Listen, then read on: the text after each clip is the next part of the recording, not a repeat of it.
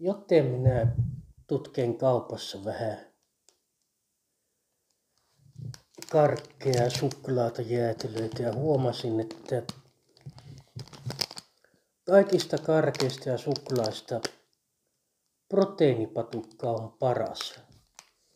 Semmonen epäterveellinen jälkiruoka, jos sitä haluaa. Itse suosittelen, että älä syö mitään roskaruokaa tai epäterveellistä. Sillä oikealla ruuvalla, jos saa jo lähemmäs 3000 kilokaloria,